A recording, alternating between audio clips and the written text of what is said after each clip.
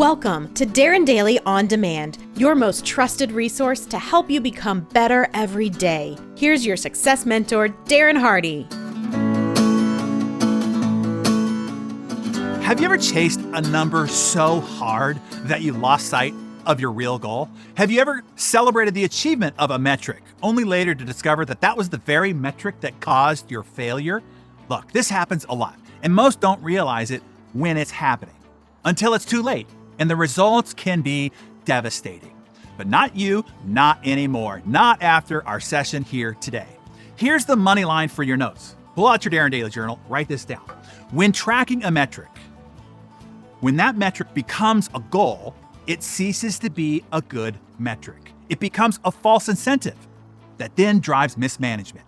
You end up optimizing for a proxy of reality rather than reality itself. Imagine a thriving online clothing store, one renowned for its carefully selected and high-quality merchandise. They hire a marketing agency to bring them new customers. Inside the agency, the account rep managing the account is constantly told by their boss to increase the click-through rate on ads and banners, which is a standard tracking metric that should not become a goal. When they do raise the click-through rate, they're praised. They continue to tweak and turn every digital knob and use every click gambit they can to continue to drive up that click-through rate number. The agency owner reports the click-through rate and the new customer success with great glee to the online store owner. It wasn't until several months later, when the online store's sales were down significantly and the store's cash flow was blood red, that the store owner started to look more closely at his financials. His returns had skyrocketed. Customer complaints had piled up, and their once strong customer repeat rate and referral rates had plummeted. What happened? The marketing agency's optimization of clicks brought in a volume of the wrong type of buyer with the wrong motives. That is what happens when tracking a metric becomes the goal itself. This is riddled throughout your business ecosystem, by the way. So to help you investigate, here are a variety of places where this mistake is made. And as I go through these, see if you can relate to any of these or if they give you ideas on where you should go looking inside your business or inside your own job role. Sales. A salesperson making a high number of calls per day might seem productive. However, the effort is misdirected if the calls aren't generating quality conversations.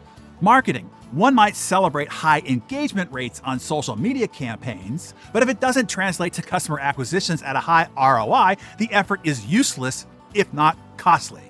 Human resources. HR departments often pride themselves on high retention rates, but without considering employee satisfaction, engagement, and productivity, this could simply mean retaining unhappy and unproductive staff. Finance. Finance teams might focus on short-term profit gains, but if these come at the cost of long-term sustainability and ethical practices, the company's future is at risk. In IT or customer service, an IT or customer service department might count the volume of support tickets closed quickly.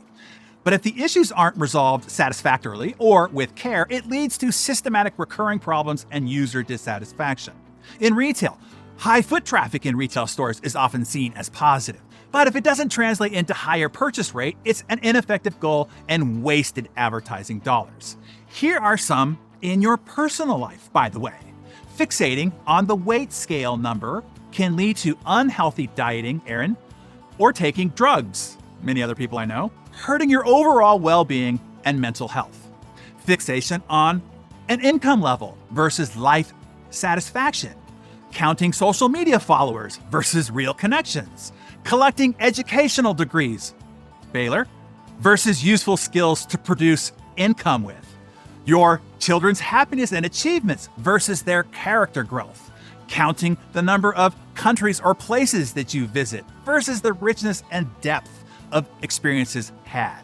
Racking up the number of books you read versus the new ideas or behaviors that you apply. To make sure you're getting the main point here, yes, it is good to have a variety of tracking metrics. Those are useful as leading indicators to your ultimate goal.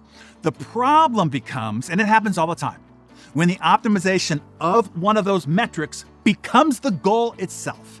That can drive a whole slew of unexpected consequences down the line. Hopefully, our session today is a wake-up call. In our quest to optimize our numbers, we often lose sight of what those numbers represent. They are indicators, signposts pointing towards a destination. They are not the destination itself. Here are a few action steps to consider to help you avoid the grave dangers of misguided metrics. Number 1, align metrics with core goals. Reassess your current metrics in every business function. Ensure each metric is a means to an end, not the end itself. Number 2, monitor for unintended consequences. Regularly review the impact of pursuing specific metrics. Be vigilant for signs of negative outcomes, such as lower quality clients, decreased customer satisfaction, or lower employee morale. Be sure to educate and encourage your team to question and analyze the metrics they use in their daily work. And then number 3, prioritize long-term vision over short-term numbers. Focus on the long-term health and sustainability of your business. Understand that the true success is more than just hitting numbers. It's about building a lasting, ethical, and impactful enterprise.